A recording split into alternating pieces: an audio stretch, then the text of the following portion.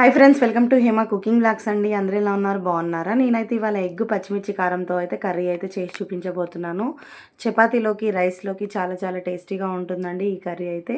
మరి ప్రాసెస్లోకి అయితే వెళ్ళిపోదాం. ముందుగా స్టవ్ ఆన్ చేసి కళాయి పెట్టేసుకొని ఒక 2 పావుల ఆయిల్ అయితే వేసేసుకొని జీలకర్ర ఆవాలు అయితే వేసుకోవాలి అండి.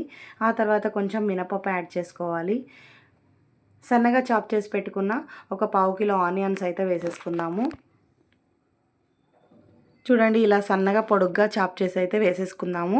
ఇవన్నీ కూడా లో ఫ్లేమ్లో పెట్టేసి దోరగా వేయించుకోవాలి.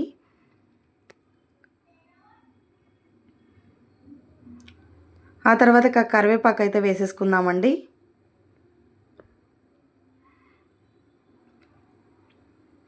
సో కరివేపాకు కూడా వేసేసి మంచిగా కలిపేసుకోవాలి.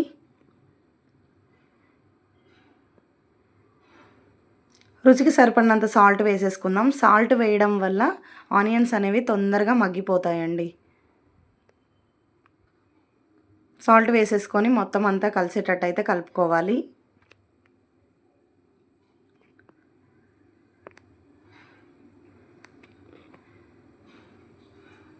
మూత పెట్టేసి ఒక 5 మినిట్స్ అలా వదిలేసాక చూడండి, ఇలా మగ్గిపోయింది. మొత్తం అంతా కూడా గోల్డెన్ కలర్ వచ్చేసాయి ఆనియన్స్ అయితే.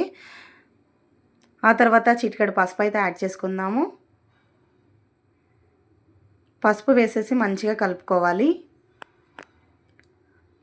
సో ఇది స్పైసీగా, చాలా టేస్టీగా, చాలా బాగుంటుందండి ఈ కర్రీ అయితే. తిన్నా కొద్దీ తినాలని అనిపిస్తుంది, అంత బాగుంటుంది కర్రీ అయితే. సో ఆ తర్వాత అల్లం పేస్ట్ అయితే వేసుకోవాలి. Ginger garlic paste 1 teaspoon అయితే యాడ్ చేసుకొని మొత్తం అంతా కలిపేసుకోవాలి. సో కారానికి సరిపడినన్ని పచ్చిమిర్చి అయితే తీసుకొని మిక్సీ జార్లో వేసేసి కచ్చా పెచ్చగా ఇలా మిక్సీ చేసేసి పక్కనైతే పెట్టేసుకుందామండి ఈ విధంగా. ఆ తర్వాత ఇప్పుడు ఉల్లిగడ్డలు అయితే మగ్గిపోయాయి కదా, సో పచ్చిమిర్చి కారం అయితే వేసేసుకుందాము. సో ఇదంతా వేసేసి మంచిగా కలుపుకోవాలి. లో ఫ్లేమ్లో పెట్టేసి ఇదంతా కూడా మగ్గించాలండి, మరీ హై ఫ్లేమ్లో పెట్టకూడదు. సో ఇదైతే మగ్గిపోయింది కదండి ఇప్పుడు.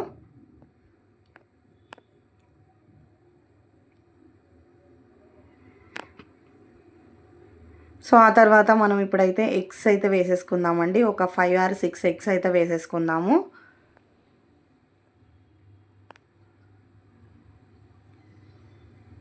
సో ఎగ్స్ అన్నీ వేసేసి ఒక 5 ఆర్ 10 మినిట్స్ అలా మూత పెట్టేసేయాలి అండి.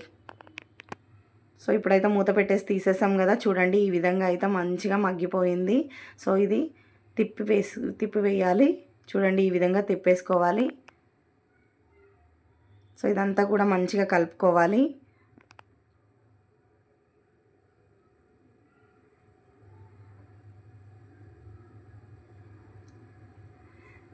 మగ్గిపోయిందండి. ఆయిల్ కొంచెం పైకి తేలేంత వరకు అయితే మంచిగా మగ్గించుకోవాలి.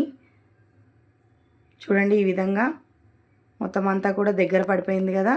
సో ఆ తర్వాత ధనియాల పౌడర్ 1 టీ స్పూన్ అయితే వేసేసుకుందాము. ధనియా పౌడర్ వేసేసి మంచిగా కలుపుకోవాలి.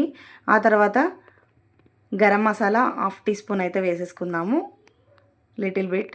సో ఫైనల్గా కొత్తిమీర వేసేసి కర్రీ అయితే రెడీ అయిపోయింది ఫ్రెండ్స్. ఎంతో రుచికరమైన ఎగ్ పచ్చిమిర్చి కారం కర్రీ అయితే రెడీ అయిపోయింది.